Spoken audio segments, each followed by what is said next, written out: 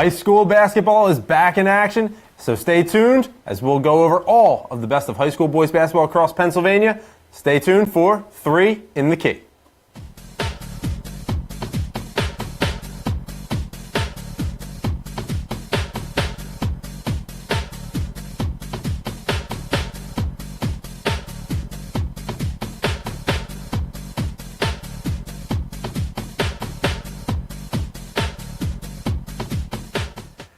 Good evening, high school boys basketball fans. Welcome to another episode of 3 in the Key right here on the Sports Fan Base Network. My name is Richie Blyweiss, and I am joined by Josh Abrams and Jack Kapp. Guys, thank you so much for being here. Thank you. Where else would I want to be? Oh, on a Monday night, we got to talk boys basketball here. It's a great end to a dismal day. Hey, a dismal day, but a great weekend if you're a Philadelphia Eagles fan. Go Birds. Yeah, we got a lot to be excited for here in Philly. For those of you at home, please make sure that throughout the show tonight, as we're talking about some great high school boys basketball action, make sure that you're chiming in on Facebook Live. There's that comment bar at the bottom. Use it. Be sure to chime in. Make sure to share this page out. Share out the video so that we can hear from your friends, your family. We want to hear from you. What do you want to talk about? What games, what teams, what players? We have a lot to cover tonight. We've got some league play. We even have the Suburban 1 League games we're going to talk about. But we have so much excitement planned. But the first exciting piece that we want to do is our trivia. We're going to do a weekly trivia spot here, and that's where we really need you at home to help us out. But Kapp, you're going to come to us with this trivia tonight. And Kapp's going to always help us out with this. He always has a great trivia question for us, and this week is no different. But your question for tonight, which school has the most consecutive PIAA championships? Now, the key word. That's the key word, right. Consecutive. Now, I'm going to give a big hint if this is okay with you. But the hint is that there are 2 answers, as there is a tie. There's a tie. So there are 2 possible answers. Right. I'm going to be impressed if people get one, but I'm going to be really impressed if they get both. So we've got our production staff standing by. They're watching our feed, going through the Facebook Live. Be sure to comment there so that by the end of the show, when we go back over to this question, they can let us know who we can give a shout out to right here on Facebook Live. But for speaking about a shout out, we have to get right into the action, and we have to give a big shout out to Coach Speedy Morris. You go over to the Kelly Fields house at St. Joe's Prep. It's the site. This historic event. Speedy Morris gets his 1,000th coaching win. And Kapp, you were there to take in the action. It was very exciting. So many former players and coaches and famous people, luminaries. I even saw Petey Carrill, the 94-year-old ex-Princeton coach who's revered, and he came out to see Speedy win the 1,000th. Wow. And you're seeing some great photos at home right now. You're seeing these here, and these are just beautiful photos. That's Speedy with his wife of 60 years, by the way. There's Lionel Simmons leading a whole bunch of people out there. Carl Arregale, who's the coach of New Mogaretti's on the left, and some others there too. But there's Lionel Simmons, one of the greatest players ever, maybe the greatest to come out of Philadelphia, except for Will Chamberlain, of course. But Lionel Simmons right up there. And then here's the, I believe that's, there's his wife. You could barely see her. She's only 5 feet tall. And I guess that's the head of school, and I believe... So she wasn't a basketball player, you're telling me, not 5 feet tall. He met her in the neighborhood. They live in the same row house that they always lived in, and he goes to Mass every morning. Wow. He's an amazing guy. 50 years in basketball, 1,000 wins, and if you do the math, folks, that's 20 wins a season. Wow. Did I get the math right? 20 wins a year over 50 Josh? years. That's it. Yeah, over 50 years. That's it. It just hurt my head to do that. It's the math teacher in me.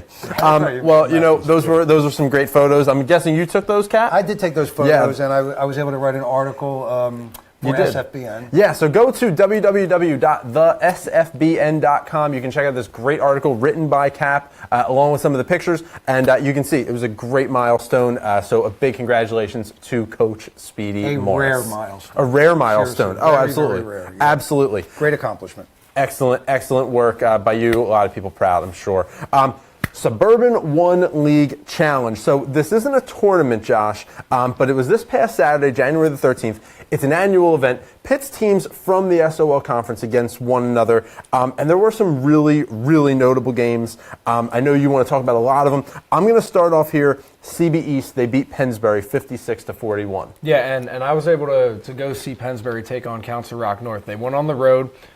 Council Rock North is a pretty big opponent in the SOL for Pennsbury. There's history between the two in many other sports. But in this game, Pennsbury was just not able to stop CB East. I think CB East was really able to figure out their trap game. What Pennsbury does is that since they're so young and inexperienced, they don't have as much size as they've had the past couple of years. Because last year they had Mark Flagg, they had Billy Warren. The year before that they had Flagg when he was younger, and they had Derek Woods. Now this year they're not going to be as big. They have Chad Weldon, and even he's a little underweight for his size. He's 6'8" and about he's less than 200 pounds. Pennsbury's going to get bullied around, so they're going to, in response to getting bullied around, they're going to use a 1-2-2 trap game and try and get you to turn the ball over, and they weren't able to handle it. So the coach is utilizing what he has. I saw that player. Weldon, he's very thin. Yeah. I don't even think he weighs 180. Yeah, I mean, he's 6'7", maybe 6'8". Lanky, long, but not strong. I saw him play against Abington, and he did his best. I mean, he's not a bad ball player. No, I mean, he's just got to grow a little bit. Well, he got roughed up a little bit by Eric Dixon, who is we're going to talk about Eric Dixon here in a moment because he had a big game coming up. As Abington beat North Penn. But before I get to the Abington-North Penn game, CB West, I want to go there first. They defeat Wissahickon in an overtime game. Yeah, so the one thing about that game is that CB West was playing on a lot, not a lot, but a lot of fatigue and restlessness. Mm-hmm. They had a game the night before that didn't start until 9 p.m. due to difficulties with the facility that they were playing at. Playing Souderton. Yeah, they were playing Souderton, and they were supposed to play at their home gym, but there was a problem with, there was some maintenance issue that or something like that. Yeah, something like that made the court not doable to play on, and as a result they had to go to CB South and wait for their girls' game to happen because the boys' team was on the road. I forget if this happened in the NBA a little bit ago. It did. I think was it a Sixers game where there was water? There was condensation, but that was obviously because of the ice. That's what I'm thinking. Right. Game. Nevertheless, the court was not doable to have a game on, and CB West was surprisingly enough able to squeak out a win over Wissahickon in Is that the game that was played late at night? That was after 9 p.m. game? Yes. Yeah. Okay, yeah. Let's get to this Abington game. You just mentioned it. Eric Dixon, he is somebody that is catching a lot of eyes right now. Abington beats North Penn. Is that an understatement? No, that's an understatement. 81-62. Yeah. Abington moves to 7-2 on the year. I don't know. Are you guys surprised by the 7-2 start? I don't think the win over North Penn is very surprising, but I think a 7-2 start could be. Well, you remember last week when we talked about Abington and the fact that they were trying to figure out that bench rotation. Who was going to come off the bench and be able to at least somewhat support those big three players that they have. Right. Obviously, when you have 20, when you get that stat line of 20, 10, 5 to 10, and then a couple steals, a couple blocks from Eric Dixon, when he leads the way with those types of stats, you're destined to build a win off of that. And luckily, they were able to score 80 points, which is something that you feel like they haven't been able to do as a team, considering that whole bench issue. Yeah, 25 points, 8 rebounds, and 3 blocks for Eric Dixon. Yeah, he's a name we're going to be saying a lot. He should get 25 a game. And with his height and weight and ability and skill level, he should be putting 25 a game, in which I believe he's averaging close to. Yeah, and I wouldn't be surprised. One quick thing about the game against North Penn, Abington shot an amazing 64% from the field, but they hit 8 of their 9 shots from beyond the arc. Wow. And it's a small sample size, but that's 90% of your threes made. And you can't beat Abington when they're on fire. You can't beat any team when they're on fire. Once again, excellent math work by you. Well, that's more than a quarter of their points scored coming off the 3. That's unbelievable. Absolutely. Cheltenham, Abington rival here. I'm going to go right into Cheltenham, but they do beat Council Rock South 69-54 a day after they take a loss of 20 points to PW. Yeah, and I believe we're going to dive into that game later. Yeah, we're going to talk a little bit. That was just a case where Cheltenham was just able to they were much more athletic than Council Rock South, and I think it's important to know that as hard as you play as a team, as much as Derek Wright is doing a good job of uniting his players as a team, sometimes you just can't beat pure athleticism, and that clearly showed with Jack Clark and Ahmad Bickley.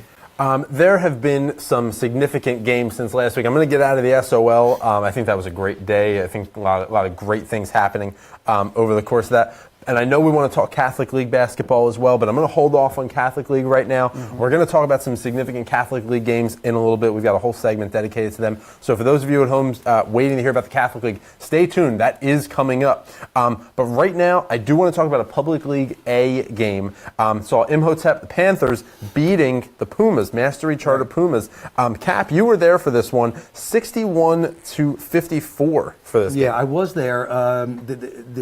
Who I consider the best player on Imhotep, and many people do also, is Donta Scott. Donta Scott was on the bench in a sweatshirt. Why is that? We don't know. I read a report that said disciplinary reasons. Well, it's some kind of disciplinary reason. Now, They have to figure something happened in the classroom or outside. the coach is school. Andre Noble. Well, good for, if that is the case, and yeah. we don't know, we're speculating, we're reading, we're seeing reports. But if that's the case, I will always give as a teacher. I'm biased because I'm a teacher, but I'm going to say for a teacher, good for him finding a way to sit that kid to say, you know what? No, you didn't do what you needed to do on your job as a student, so you don't get to come onto the court. Very good analysis, and I wrote an article on that one also. If you go to our website, you'll be able to see it, and it was the exact same analysis I put down. Yeah, because the it's going to benefit the SFBN.com. young man. Yeah. I spoke to him briefly at halftime. I was with a referee friend of mine, and as he came out of the locker room, we said, "What happened?" And he just made a face and went. And he didn't want to talk about it. But obviously there was some disciplinary issue. Otherwise, he's not sitting because he's really good. So anyway, back to the game. MCN came in a little, I'm going to say, overwhelmed. Well, not so that's much also- intimidated, but overwhelmed, I think. They're undefeated coming into this game. They had beaten some good teams. And at an undefeated record, when you are missing that junior, that junior player, you're missing Donta Scott. That is a key factor in why you lose this game by 7 points. Well, no, Donta Scott's with Imhotep. Oh, forgive me. No, it's the other way around. Donta Scott's with Imhotep. Yeah. MCN was coming in undefeated. Forgive me. Yep, sorry. That's all right. No. Reading my notes wrong. That's Reading my okay. own notes wrong. It was the dyslexia thing. That's it. So anyway, MCN came in a little, in my opinion, overwhelmed because of the reputation of Imhotep, because they are so powerful and nationally ranked. And MCN only had 15 points at halftime. And 5 points in the second quarter. It's bad.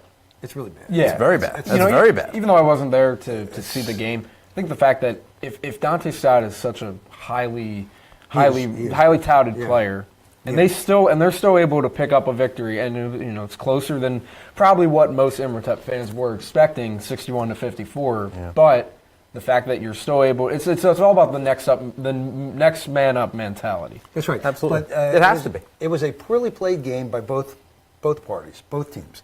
In addition to it, the gym is so dark, you literally can barely see across the court. Wow. It's very bad conditions for the players. There was tons of fouls. I think there was 46 fouls in the game. Wow. That's a lot of fouls. That's a lot of fouls. Both teams in the double bonus early on in each half. A lot of free throws. 21 turnovers by Imhotep.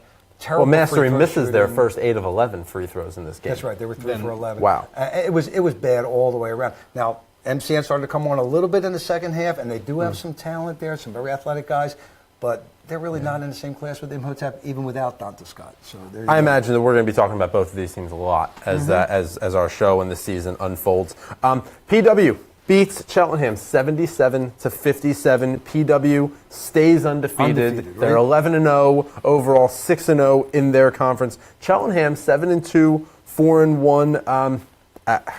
Naheem McLeod has to be the talking point here, though. Well, he's a very interesting player, as we've mentioned before, because he is a giant. Yeah. And we all love a giant in basketball. You can't teach size, and clearly you can't buy it. No. Yeah, right. And you're either tall or you're not. Right. Exactly. And clearly, Naheem McLeod, he towers over everybody. We've talked about before how he's listed at 7'2", to 7'2", and you said that he's not done growing, right? No, he's not done growing, according to his uncle. Right. Who I spoke to. Wow. And the you uncle says the doctor. The family doctor says he's going to be 7'5", so it's interesting. Yeah. And this game basically, in my eyes, it sealed the SOL American for PW. They went on the road and beat their toughest opponent, who Cheltenham coach John Timms has said throughout his duration as a coach at Cheltenham, Jim Donofrio has dominated the SOL American. The last time that Cheltenham beat Plymouth White Marsh, and I'm sorry to beat up on Hey, your alma it's mater. fine by me. I believe it Go was ahead. 2014. It's been a good couple of years. I think 0-6. So the last time Cheltenham beat PW was on January 9th, 2015. That was a road game that they won by 3 points. Just to make you feel better. That's fine. Hey. No. Just to make you feel better. My alma mater has not won a league championship since 1929. And who was that? Northeast High School. Northeast High High School. School. Boys That's where my basketball, dad Northeast went. High, 1929 was the last league championship. That's If that makes it Hey, feel it makes better. yeah, my dad was a Northeast High graduate Not as well. 1929. Not 1929. No, he graduated. I believe he graduated right around the same time. Maybe it was the same class even that Howard Eskin did. It was, 69. yeah, right around there. 68 or 69. My dad would have been Yeah. 68, is my guess. Yeah, would have been Yeah, 68. but this win 69, basically, somewhere in there, the reason why this win sealed it up, basically I sealed up the SOL Americans for PW simply because they went on the road. This is really the only opponent that's going to give PW a run for its money, right. with the exception of Wissahickon. When Cheltenham comes to PW, it's going to be a whole different. If PW loses this game, Cheltenham comes into PW in a couple weeks in All in revved early, up. No. all revved up in early February. I think that's going to be a fun game to watch. Definitely. I think that will be a fun game. That'll be one game I'll put my blue and gold back on, and I'll watch that. Penridge, they beat Upper Dublin 54-33. And the reason why this game is pretty important is because in the District 1 6A rankings for playoffs, that keeps Penridge in the top 5. They're lingering around that 5 to 8 seed. But I think it's 24 teams get in, which means you have to give eight or 6 first round buys. Right. The more wins you get down the stretch, the more you have a chance to rest for the playoffs and get that crucial. It's very important. Crucial buy. I mean, ultimately, the objective is to get to the state tournament through the district tournament, but by classification. That's the ultimate objective of all these schools. So, yeah, it's great to win your league. It's great to be second place and all that type of thing. But remember, there's classification battles going on here. So Penridge double-digit scorers. Let's give some credit here. Sean Yoder, 11 points. John Post, 11 points. Tyrese Lewis, 10 points. 3 double-digit scorers. Yeah, Dean Behrens has really got something going for this Penridge team right now. He finds a way. He always seems to find a way to take just system guys that aren't, they aren't very tall, they're not the most athletic, but they can go out there and play good, solid, efficient basketball where they can create high percentage shots, where they move the ball around, and then they're going to use their defensive pressure to try and get you to turn the ball over, and you can't turn the ball over at all. That's essentially what leads to wins. in other words, he's a very good coach. Yeah, absolutely. Right?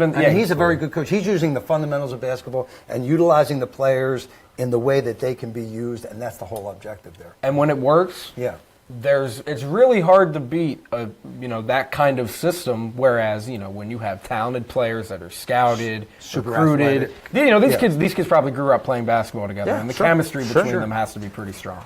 We need to go to an update. We have a District 2 update here. This is coming from our very own Rosie Langello. She covered the Scranton Prep Abington Heights District 2 matchup. Good game. And we want to take a look at this video package that she put together. So, Rosie, we'll kick it over to you. Tonight, 2 top teams in the Lackawanna League face off and battle it out on the hardwood to see who comes out on top. Good evening, everyone. I'm Rosie Langello, reporting for the Sports Fan Base Network. It's a packed house tonight for this rivalry game between the Scranton Prep Cavaliers and the Abington Heights Comets. We begin with a scrappy first quarter. Scranton Prep junior Brian Bolin mishandles the ball there after tip-off. Abington Heights gets on the board. Senior Jackson Danzig, great bounce pass to sophomore Mike Malone. He puts it in the hoop. Fans here were wound up, and after the first quarter, Abington Heights leads by 1. Second quarter, 6'6" sophomore Reese Merritt coming off the bench and putting in work for the Cavaliers there. Then Leo Boyle makes the jumper for 2. Later on in the second, Abington Heights junior Jack Nealon sinks a 3 from the corner. Then O'Boyle decides it's his turn. He hits a triple to tie it. The Comets hand it off to junior Trey Kohler. He drains a 3, and Abington Heights gains back the lead. At the half, it's 20-17. A close game in the third quarter, a little scuffle in the beginning. Scranton Prep would make 7 of its last 9 in the quarter to take the lead by 1. Fourth quarter, Bolin to Merritt. He'll draw the foul. The Comets try and gain back some control. Junior George Tinsley passes it to Kohler. Bounce passes it to Danzig, but Merritt wasn't having it. He blocks the shot. Now Scranton Prep with the ball. Senior Wes Simmons uses his post moves to make the jumper. But look at this. Danzig didn't forget. He gets revenge. He takes it to the hoop for a slam dunk. Woo, look at that. The Comets trail by 5 with 4 minutes to go.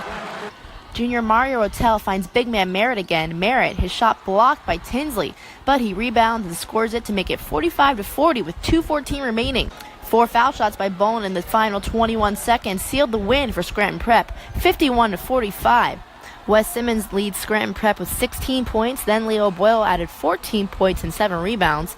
Brian Bolin had 7 points, 7 rebounds, and 5 assists, and then Merritt, coming off the bench, would have 11 points. 8 of those come from the fourth quarter. Then on the Comets side, Jackson Danzig had 15 points and 6 assists. George Tinley had 12 points for Abington Heights. All right, well, thank you so much, Rosie. And for those of you watching, if you want to follow Rosie, you can definitely check her out on Twitter. That's at Rosie Langello. That's Langell. Excuse me, Gello. Yeah, at Rosie Langello on Twitter. Got a great interview that she took from the Scranton Prep coach. Make sure that you check that out. That was on last week's episode of Varsity Voice. You can check that out on the SFBN.com or on our Facebook page or on the YouTube page as well. Coming up on 3 in the Key, we're going to take a look at the mid-pen leagues. We've got a lot more action to cover, so stay tuned with us right here on 3 in the Key. Ladies and gentlemen, you've spent 3 days with the most insane program, okay, I have witnessed in my 17-year career. It excites me, the presence of point blank period, of Coach Dooley, of Coach Fowler, of the people that he works out with, that he trains with, okay? It's exciting. And you have had the luxury of spending 3 awesome days with these people. I watched Coach Fowler play. Mr. Coach, you watch Coach Fowler play? He is one of the most annoying basketball players you will ever see in your life. Okay? Because exactly what he trains, exactly what he preaches to you, he does at all times. This is real habit. This is not a gimmick. This is real basketball. Real basketball. Something that he has found success with. He has spread the word. Welcome back to 3 in the Key right here on the Sports Fan Base Network. Thanks so much for staying tuned with us. We're going to get right back into the action here. We're going to talk mid-pen leagues. Now, mid-pen leagues, you've got 4 different divisions within the mid-pen conference here. We've got Capital, Colonial, Commonwealth, and Keystone. So Capital, Colonial, Commonwealth, Keystone. And we're going to go right in that order. Let's start off with the Capital. We're going to talk about 3 key teams here. We're going to talk about Milton Hershey, Steel High, and Middletown. But let's start off with Milton Hershey. They're 10-1, 6-1 this year, and they're coming off a big victory over Trinity. Cap? Yeah, so Milton Hershey, not to be confused with Hershey. Yes. There's 2 different teams. Hershey's in the Keystone Division, and Milton Hershey is in the Capital Division. And by the way, the divisions are aligned alphabetically, not by any superiority or anything like that. So Milton Hershey's 10-1 overall, 6-1 in league play. Hershey, coming down to the Keystone Division, is 12-1, 8-0. So not to confuse the 2. But in the Capital Division, Milton Hershey is on top. Steel High is in 2nd place, and Middletown is 3rd. Trinity's 4th. Those 4 teams are going to battle it out. Milton Hershey has shown a tremendous early season play so far. So Danye Baylor Campbell. That's the guy right now. He is an interesting character. He grew up with his great-grandmother. Wow. And she got to see him play last week for the first time. Wow. Oh, wow. That's She's amazing. got to be, That's I guess, great. 80 years old. I'm That's not really great. sure. Maybe 70, Mrs. Great-grandmom. But anyway, if you were younger.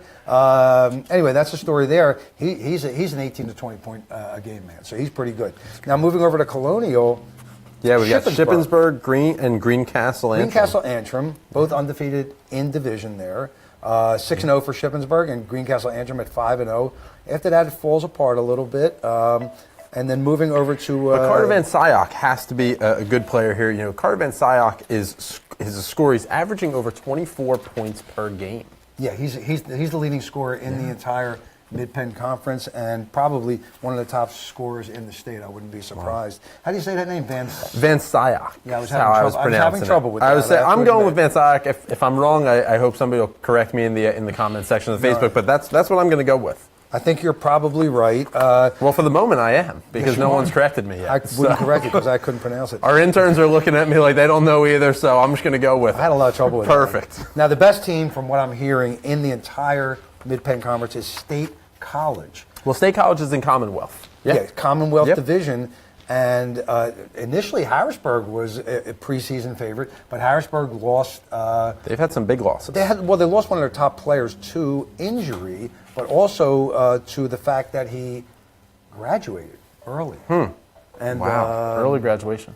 yeah, and he's Early he's out graduation. at Penn State now. He's a football player, and he's in football practice already. Wow. So he was injured briefly, had an ankle injury, but that was the last game he ever played. And Well, let's talk about Drew Philberg. State Yeah. College, Drew Philberg, averaging over 21 points per game. right, he's second in the conference in scoring, and he's got a brother on the team also. Oh. And evidently, State College is a very good team. I have not seen them yet, but they're 12-0. They're beat- one. I believe Max Preps ranked them as one of, I think, top 10 in the state.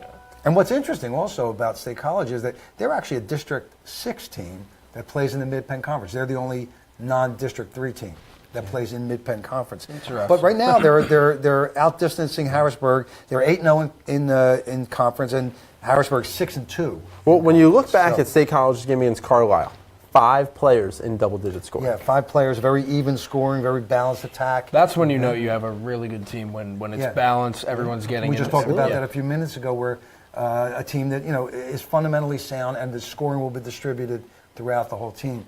Nobody's really outscoring each other, by a large amount. So they're all getting 10, 12, 14 points, and it happens consistently. So Let's look over at Keystone. We've got 2 big teams here.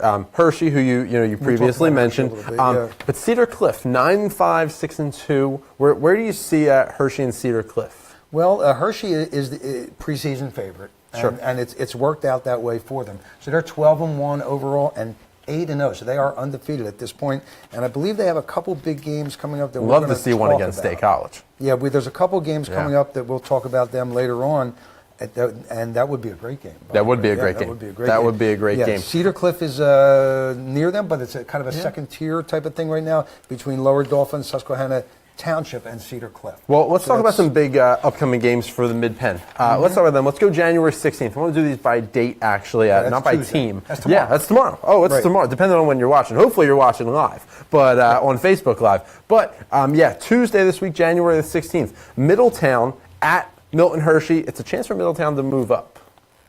Yeah, well, that's a Thoughts big at all? that's a big game for Middletown, Yeah. and an opportunity, like you said, to move up. Yeah. Middletown's 4-2, and Milton Hershey, as we mentioned earlier, is the top dog in They are. that particular division. At 6-1. This game essentially decides whether or not Middletown is able to stay afloat in that capital. Yeah. That would be their biggest game of the year to this point, clearly, and maybe the biggest game of the season. It's Right? almost as if the momentum the momentum can either stay the same or it can shift.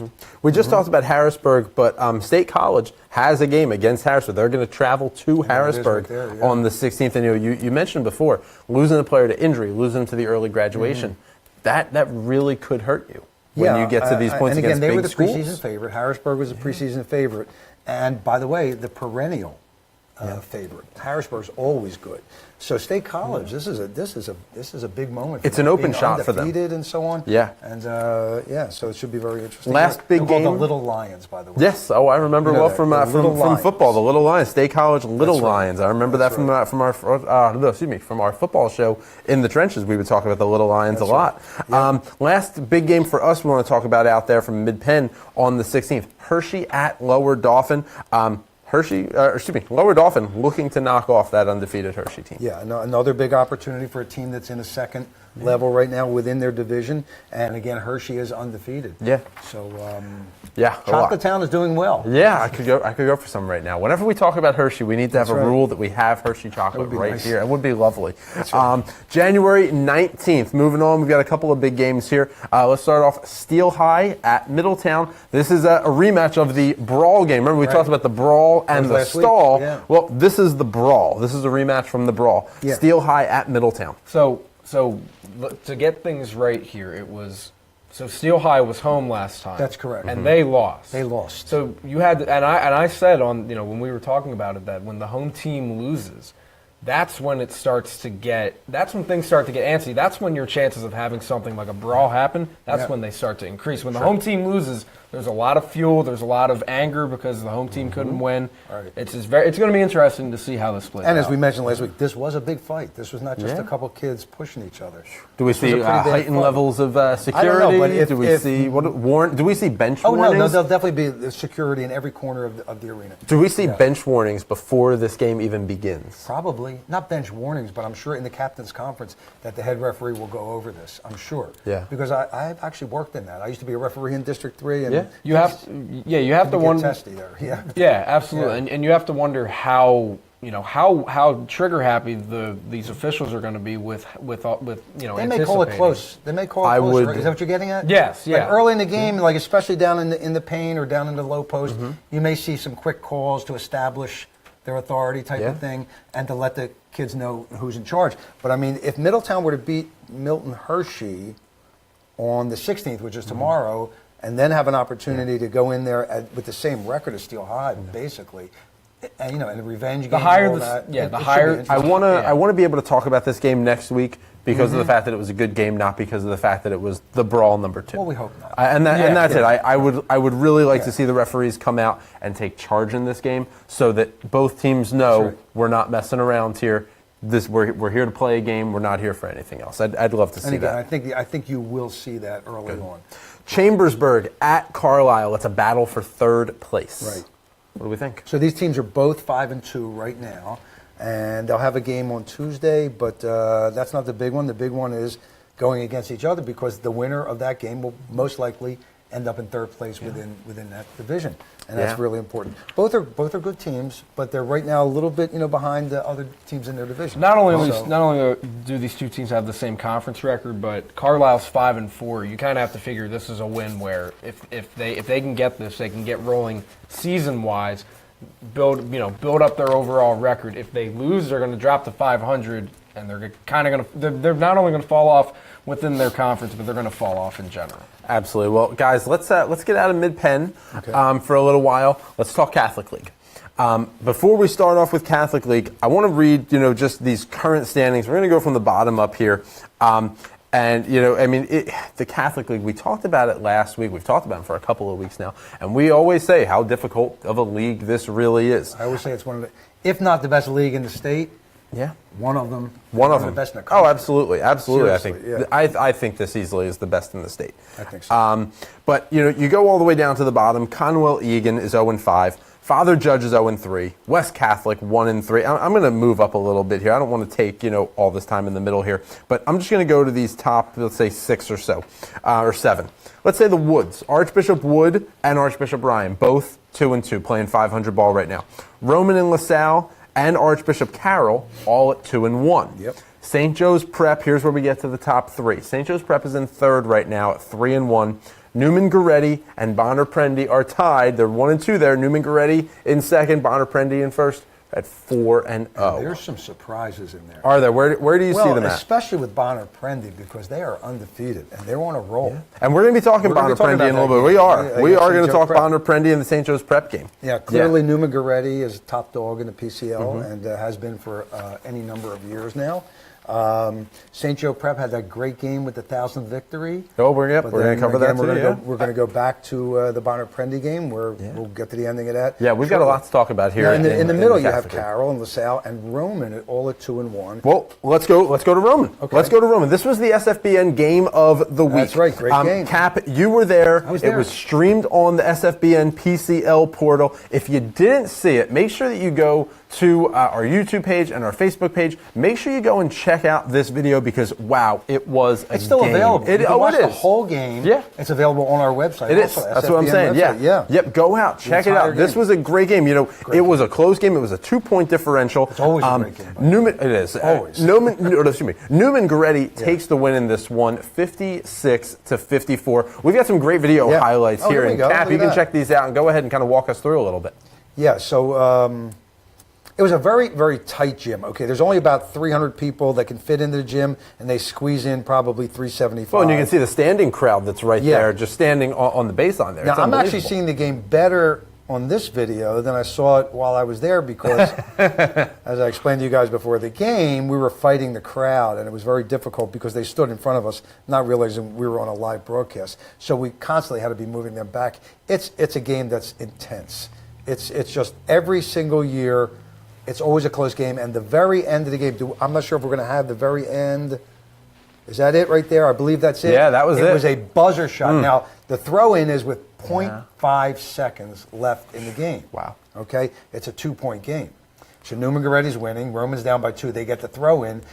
At 0.5, you can only catch and shoot. Yep. Right. I mean, you really... And 0.3 is the... Is 0.3 you can't catch and shoot. Right. So 0.5 is not much more than 0.3. I mean, it's 0.2 of a second. So this young man here got the shot off, Seth Lundy, and it was a beautiful shot. And a lot of people in that gym thought that was going to be the game winner. Cap, talk to me It about banged Christian. off, but yeah. Talk to me about Christian Ings, Newman Goretti was he player. good. He drops 22, 5 rebounds, 4 assists, and 4 steals. Talk to He me had about 17 in the first half, and he was asserting himself really nicely. I mean, he was the player of the game. 17 in the first turned some half. Heads. Did Catholic take him out in the second half? I mean, at that point, he only has 5 in the second half. No. I think Roman came out of the halftime, and they kind of concentrated on him a little bit.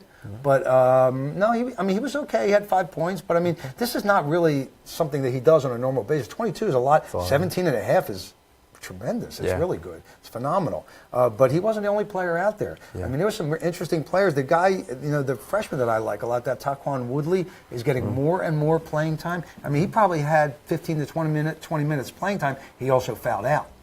So he's got a little bit of an edge to him. Yeah. He's got a little edge to him. He's going after him. Yeah, just a little undisciplined. 15 years old, maybe, something like that. A little undisciplined, but his athletic ability is off the charts. Archbishop Wood, we'll move on here. Archbishop Wood, they take 2 losses over this past week. They take a big loss to Monteverde of Florida, 89-45. And they also take a loss to Ryan. I don't know if you want to call it a surprise. Do you want to call it an upset? But, the Monteverde of Florida loss, that, I guess, is to be expected. Monteverde, are they number 2 in the country? Yeah, they're nationally ranked. They've always been. They're a perennial powerhouse nationally. They produce NBA player after NBA player. They have 5 Division I players started. Right. Yeah, Josh, I mean, they're just too athletic, and as good as Archbishop Wood as good of a team Archbishop Wood is, when they play locally, when they play in-state, like I said earlier, you can't teach, you can't buy size, and you can't. It's just really hard to beat athleticism when a team is out beating you that way with their size and their athleticism. It's surprising that they almost doubled their score. I mean, I would expect Monteverde to win, but I didn't expect them to nearly double the score. Well, clearly they wanted to make sure that Archbishop Wood didn't have any type of momentum. They wanted to assert their dominance. All right. Listen, there's nothing, at that point, when you're getting beat that much, there's nothing even to analyze. There's nothing to really take away. The first quarter, and that was it. Right. That was it. But let's go to this Ryan game, though. The Wood-Ryan game, that was a little bit closer. Ryan takes the road win in this one. That's a big road win right there. 78-74. They moved to 2-1 in the PCL play. Wood goes to 1-1 in PCL play. Talk to me about this game. I mean, is this a game that Wood should have won here? Do we? When you're home, home court advantage. That's a big deal. Home court advantage in any sport should mean the absolute world to you as a team. And when you're not able to get the job done at home, it's a very big. It's really disappointing for everyone that's in attendance, considering that you're in your home court. This is where you should feel most comfortable playing any team. And it's a big win for the Raiders. The Raiders of Archbishop absolutely. Ryan. This is the battle of the Archbishops, and I mean, for them to win this game, that's an upset. Yeah, we went over talked about it. Yeah, we went over the standings earlier. Now both Ryan and Wood stand at 2-2. I mean, but we talked about it last week. I remember, and I think we both thought that Wood would win. And, and Ryan, but Ryan's a scrappy team and very well coached, as I mentioned last week. Well, let's do a little bit of a flashback. And one of you guys had mentioned this before. You talked about Wood's loss last year to Judge. Yes. And I think, Cap, was this you that said this? They lost to Judge, but then went on to the playoffs and just dominated, and they brought home the 5A title there. Yeah, it's interesting because Wood has gone into Judge 4 years in a row now, losing 3 out of 4. They won this year. I was at that game. But let me tell you, Judge is going to give you a battle. It's not going to be easy. When yeah, they might be 0-3, but don't let their record. No, it's a cauldron in there, and they're really well coached by Sean Tate. Very fundamentally sound. So anybody who goes in there is going to have a hard time. Let's take a look at a St. Joe's Prep loss here. We've actually got some highlights of this buzzer dunk. This is courtesy of Ace Carter. But St. Joe's Prep takes a loss to Bonner Prendy. Ends this game at 63-61 with Bonner on top. But take a look at this buzzer dunk right here. Watch this. Just keep watching it. There's the shot, and bam! No one touched him on the way up to the rim. That was just crowd goes nuts. And he didn't commit a foul either. But did you see the ball handling skills of Isaiah Wong? When he took that shot, I mean, double cross dribble, maybe a triple cross dribble, and got the shot off and nearly hit it. Are we able to throw that up again? I want to see that. Can we throw that up once more there? Yeah, can we do that twice? I want to see this once more. Here you go. Just watch. Like you said, Cap, he goes up unprotected. No one's on him. Yeah. No one's on him here. That literally is the basic. It's the basic fundamentals of basketball. You gotta box out, and even if you don't box him out, if you alter his path to the rim to the ball, he's not going to make that dunk. You know, the kids on defense there, St. Joe Prep. I mean, look, they kind of thought that was the last shot of the game, and that would be it. That's look, it's a mistake, like you're saying, but I'm sure Speedy got on their cases about it. But two things about that particular play. One is the coach, Concannon, I think is how you pronounce it, Jack Concannon, said that this kid Johnson is the quickest player to the ball that he's ever seen. And he's been in basketball his whole life. You know, in high school. Right. But this is, we teach this in high school, though. Yeah. You need to stick with it. You need to stick with that play until it's over. You don't hear that buzzer. You need to stick with it. That guy went in unguarded. I bet they learned their lesson. If that were my team, I'd have them blocking all practice. As glorious as that 1,000th win was and how happy everybody was, I know Speedy went right back to work. I'm sure. That next day, practice and so on, and he went right back to work, and he was not happy with that. But in addition to that, Ajiri Johnson did the same exact thing in the first quarter. So he closed the first quarter the same way. All right, let's go on. We've got a couple of teams here that we want to give a little bit of spotlight to out in Chestmont National. Let's start off with Bishop Shanahan. They're 8-1.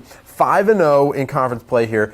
They lost in their opening game to PW, but 8 straight wins since that point. Yeah, and it's amazing how you can play poorly in one game, and then all of a sudden the spark is lit, and you're 8-1.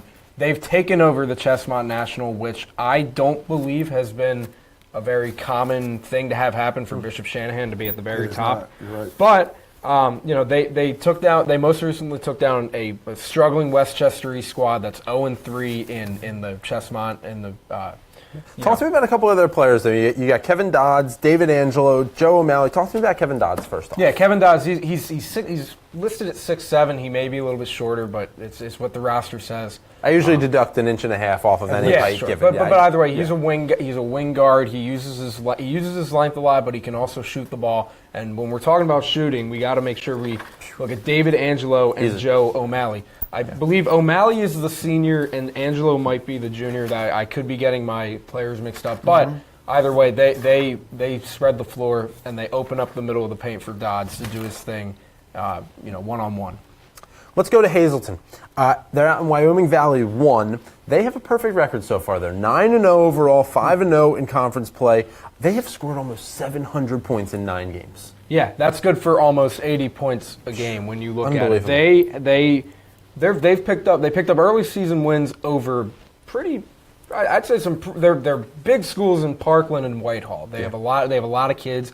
Great football schools. Yeah, great football schools. They probably have a lot of kids that play sports there. A lot of kids that want to come out and play for them. And they Demir Faison, Joey Grula. Yeah, Joey Grula. They're both. I believe Grula's more of the shooter, while Faison is more of the wing guy. But both 6'5". Yeah, they're both gonna use their height. But Grula with that height, he can just lift and shoot over almost anybody, and it's almost it's going to be very hard to block a jump shot like that. Wow. I saw Hazleton a few years ago in the PIAA tournament. I think it was a quarterfinal game. Yeah, they played Chester. Right? Chester. I was there at that game. And Chester. I don't know if they dominated them. No, they did not dominate them actually. No, and Hazleton surprised me. They were really good, and they scored a lot of points. They had a guard. I don't remember his name. but he was shooting from 30-plus feet away and hitting. Yeah, so And, I mean, he wasn't the only one out there. This too. Hazelton team is definitely Good basketball. Yeah, Hazelton. no slouch. They're definitely a team to keep an eye on for, specifically because of how much they're scoring, how much they're going to be able to keep in touch with tough opponents. Well, let's talk about a couple of players specifically here. We got a couple of players that we want to give some spotlight to. First, I'm going to go to Central Dauphin East. Terrence Danner, 21 points a game averaging. He's a senior, Central Dauphin East. Right, he's in the Mid-Penn Conference. I believe he's second in scoring in there. I haven't really seen much of his action. I don't know really what his game is, but he's scoring a lot of points. Yeah, somebody to watch out for. Ryan McGill out in North Lebanon, averaging 20 points a game, junior. Yeah, I mean he's only a junior, so he's definitely got a lot more. He's got one more year under his belt. They're very lucky to have him. Anybody who throws in 20 points a game in any high school situation is someone who should be getting attention. All right. So maybe we'll get a camera person out there and get some footage. Well, and that's an idea. But okay, so we talked about a couple of players. Here are some teams to watch out for. And guys, you can stop me. I've got 4 teams here that I think we can look at. Archbishop Carroll, MLK, they're both 6-4. Right. West Catholic 5-5, and Sankofa at 6-4. Anything you guys have to say on those? I was very surprised to see West Catholic in there. I haven't seen them play, but I was surprised to see them in a list where they're considered one of the top teams in the area. They're a team that keeps coming up. Well, yeah, when we looked at the Burrs, right? Yeah. When we looked at the PCL standings, they were at the very bottom. It's See, still very they're early. 1-3. Yeah, 1-3. They're still it's still early, and It's very early, and that can be deceiving. Yeah, and it's not. There's not as many games played right now. We're thinking We're kind of thinking playoffs right now, but it might be a little early for that. But there's still. You just got to keep winning. At this point, you got to figure out what do we need to do to win games. So they're 5-5 overall, 1-3 in PCL. Here's an interesting thing that right after them is Judge, which is 0-3. And I saw Judge, and they're really good. So they're the best 0-3 team I've seen in a long time. Well, coming up, we've got one segment left here. We have to figure out the answer to this trivia question you posed to us, Kat. So, again, which school has won? Remember. Which school has won, and remind me if I'm getting this wrong, which school has won the most consecutive PIAA championships? And we said there are 2 answers. There are 2 of them. And 2 answers.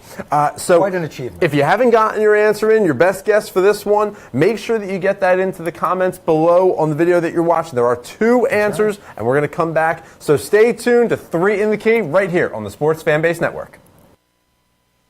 Hi, I'm Marty Bystrom, former pitcher for the Philadelphia Phillies. In my experience in Major League Baseball, I know how important it is for high school athletes to gain exposure. My friends at Payroll Service Solutions are huge supporters of high school sports and the Sports Fan Base Network. If you are a small to medium-sized business in need of a payroll company, contact Payroll Service Solutions. Not only will they take care of you, they will continue to support the community. For more information, contact Payroll Service Solutions at 215-624-0922 or 866-PAY-EASY.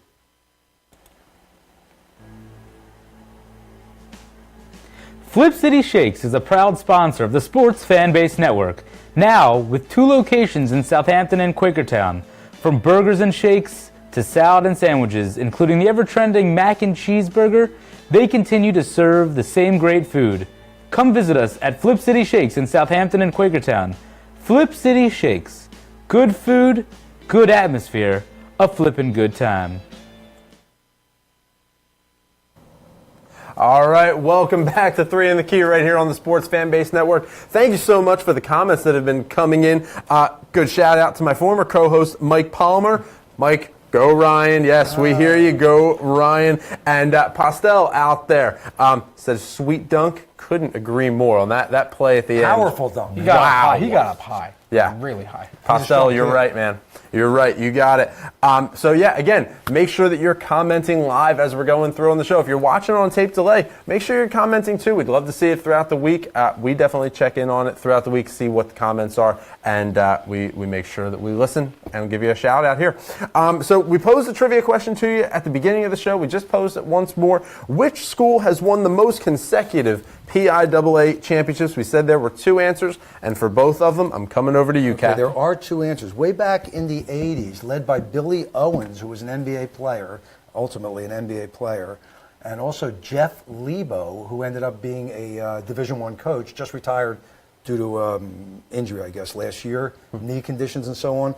Led by those two and coached by Jeff Lebo's father, Dave Lebo, was Carlisle. So there's out of one. District Carlisle's 3. one. 4 consecutive Quad A championships. Okay, so back when they had the Back to back to back to back. back when they 4 had categories. just the 4 classifications. That's right. And All right. Billy Owens was a force. So Carlisle's Big, strong one. kid. Who's the other one? The other one is our local Newman Goretti, which we kind of forgot when we set up this question a little bit, but Newman Goretti has won the last 4 years. Wow. And how could you forget about it? So how right? did we forget? Yeah. Exactly. I mean, So, but yeah. it was my fault. I forgot. Interestingly enough, Newman Goretti also has the best winning percentage of number of games played in the tournament. So in other words, you take all the games you play in the tournament, wins versus losses, they're 39-2. Well, I think that could have been next week's trivia question. That could have Yeah. been next week's right Oh, there. I don't want to give away too Oh, much, that's okay. but It's already out there now. It's in the world. Well, it's in the universe. 39-2, and they've won 7 of 8 championships. Wow. State championships.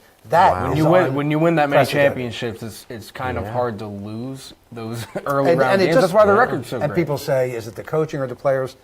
It's everything. A lot of it's the coaching. Carl Arragale is quite a Wow. coach. Well, clearly there is Yeah. a lot going on in Yeah. high school boys basketball across Pennsylvania.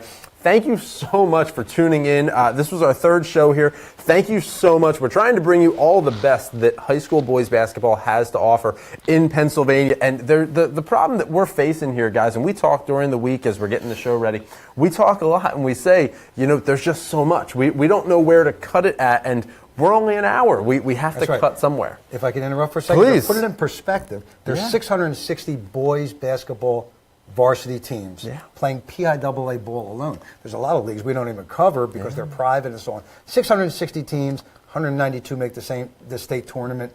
It's a lot to cover. But you know what? 12 districts. But yeah. that's where we need you to come in. We need you, our viewing audience, our listening audience, whether you're listening on podcast, whether you're watching this live, watching it on delay. We need you to come in because we want to talk about what you want to hear. So if we didn't cover your school, if we didn't cover the league that you follow, make sure you're putting it in the comments there so that we can do our best to get it in for you in our next show and in our shows coming up. There's just too much for us to be able to talk when we look at standings, we look at leagues, games, players, Rankings, coaches, yeah. rankings, milestones. There is just so much to look at, but we want to make sure that we're doing the best we can for our viewers at home. And especially as we start leading into playoff time, there is just going to be way too much to cover. We're going to need to go an extra show every week, I think. That's it. So make sure to comment, tell us who else we can talk about for you. But in addition to 3 in the Key on the Sports Fan Base Network, there is a lot of great content that you can be watching every night through the week. You can watch On the Mat, our wrestling show, through the winter. That's with Mark Tribble. That's Tuesdays at 7 tomorrow night. You can check out Varsity Voice. We talked about Varsity Voice earlier. That's with Frankie Stokes. That's Wednesdays at 7. And In the Paint with Nikki Jones. That's our girls basketball show. That's Thursdays at 7. But for us, for our show, 3 in the Key for the SFBN page, make sure to like, share, post, love, comment, everything. Make sure to get it out there in the world. We're going to be back here every single Monday night as we go through this winter basketball season. We're going to talk about these great schools, these great players and coaches, analysis, predictions. But if you want to take us on the road, you don't have time to sit and watch the video, but you've got plenty of time in the car, you got plenty of time running on the treadmill, make sure you're checking out our podcast. You can get us right at the iTunes store, download the podcast, and you can take us and our mellifluous voices everywhere that you go to. So be sure that when you do that, though, that you give us that 5-star rating. It is so crucial. It takes less than a second, but please, that 5-star rating for us is so important. In the meantime, I know Jack's got some great articles. Kapp is writing them, and we've got some great writers. I know Rosie's got some great content going on. So make sure you check out www.thesfbn.com. You can check out some great high school sports information for boys basketball and all the high school sports action going on this winter season. Thank you so much to Julian Bellman, to our wonderful production assistants. Thank you guys so much. You are the reason we're able to do this at home. You guys, our production staff, are truly amazing at what you do. So thank you so much to all of you. Thank you for everybody at home tuning in. For Jack Kapp, for Josh Abrams, I'm Richie Blyweiss, reminding you to stay classy and be good to each other. Have a good night.